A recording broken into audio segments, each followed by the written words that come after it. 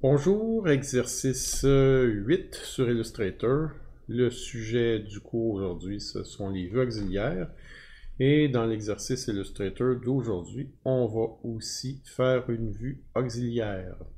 On va aller voir l'énoncé immédiatement. Donc, réaliser une vue de face droite dessous auxiliaire. La représentation axonométrique ci-dessus, celle-ci, à l'aide d'Illustrator, puis ne représenter ni les lignes cachées ni les cotes. Donc, utiliser ce document-là, qu'on va sauvegarder ici, et puis qu'on va venir ouvrir avec Illustrator immédiatement. On va continuer la lecture de notre énoncé. Remettez le travail sous forme de PDF en format A dans les A, date limite, etc. Consultez le modèle ci-dessous pour nous aider à visualiser, puis éventuellement les vidéos aussi. Donc, notre modèle, ce qu'on observe, on voit ici une courbe, puis juste en arrière, un rectangle avec un arrondi, et on a toutes les dimensions sur la vue, axonométrique qui est ici. Alors, si on va dans Adobe Illustrator, on constate que c'est un objet très grand, et puis si je double-clique, c'est la première fois que je vous montre ça, plan de travail ici.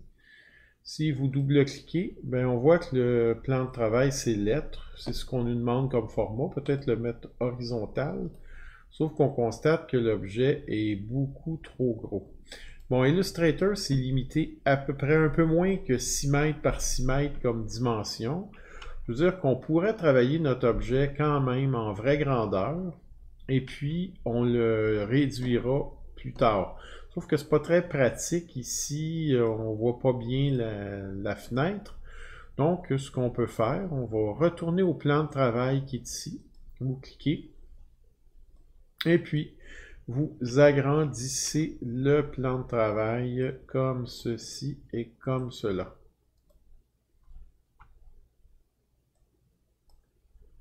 Voilà. Donc, là, je devrais avoir vraiment assez grand. Et puis, quand on aura terminé notre dessin, on le remettra à l'échelle et puis on diminuera. Pour l'instant aussi, les lignes, étant donné l'échelle, ça fait un peu mince, fait qu'on va augmenter ça, disons, à 10 points. Ça aussi, on réglera ça un peu plus tard.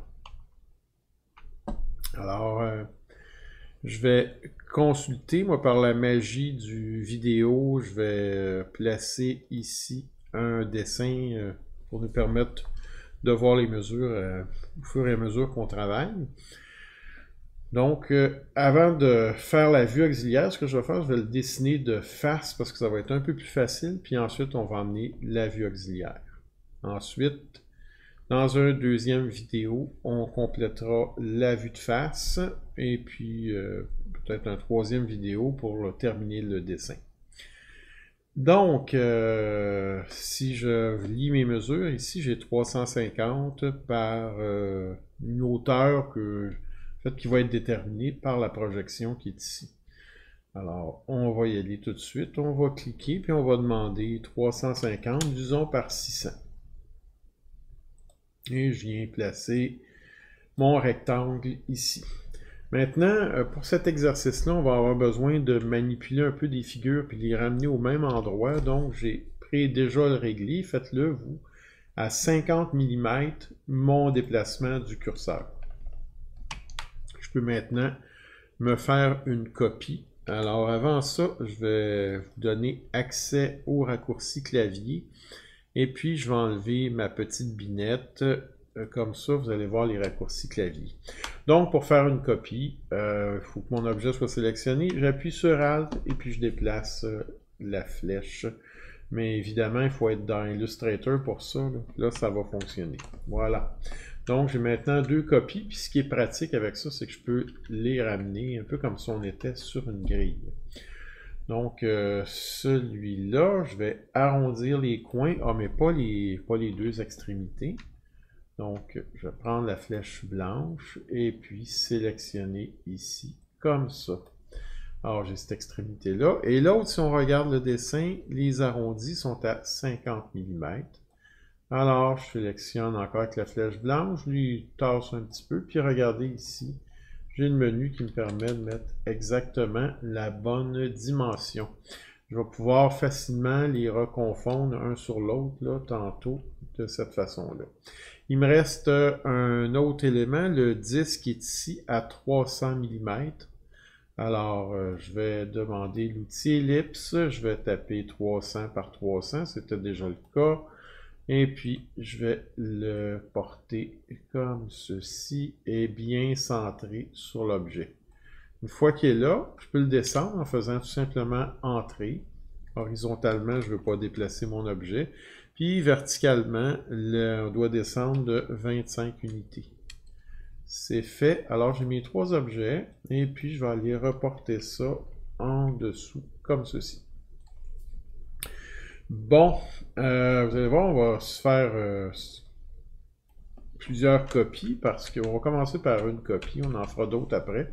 Parce que ça va nous servir de vue auxiliaire. Bon, c'est incliné à 45 degrés.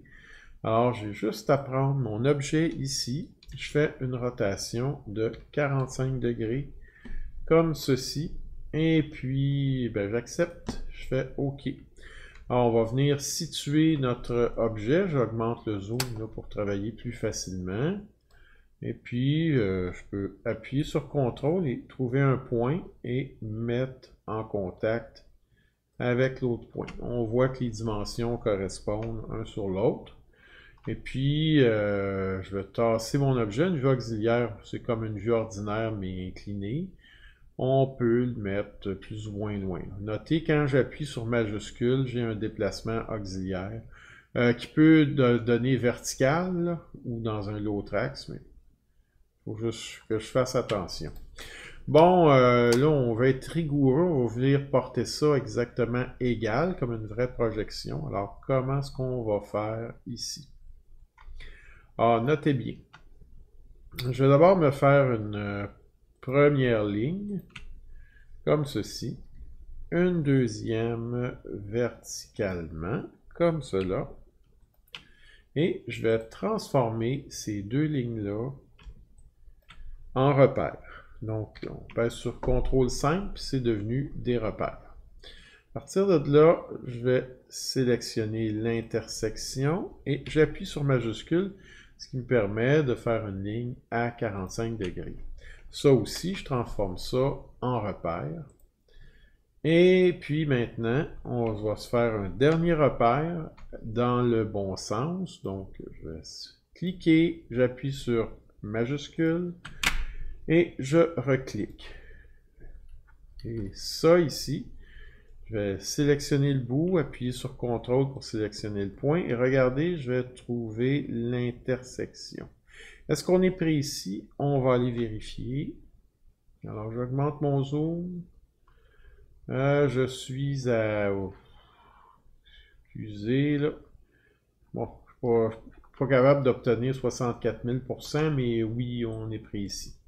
Ça aussi, on va transformer ça en ligne guide.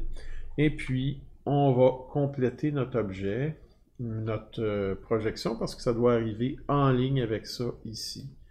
Donc, je sélectionne un petit pied, j'appuie sur majuscule pour faire une multisélection. L'autre point, et regardez ce que je fais, je le déplace. Et puis, souvent, moi, ce que je fais pour être sûr de garder mon déplacement, je l'éloigne pas mal loin. Je le reprends et je le rapporte dessus. Quand la flèche est blanche, c'est qu'on est exactement dessus, comme vous pouvez le constater. Bon, eh bien, ça c'était notre première étape. On va effacer les petites lignes. Et on se retrouve pour un deuxième vidéo dans lequel je vais vous expliquer comment faire la projection orthogonale de la vue de droite. En fait, si celle-ci on l'appelle de face, là, la vue de droite va ressembler à ça, mais ça va être un peu différent. À tout à l'heure, les amis.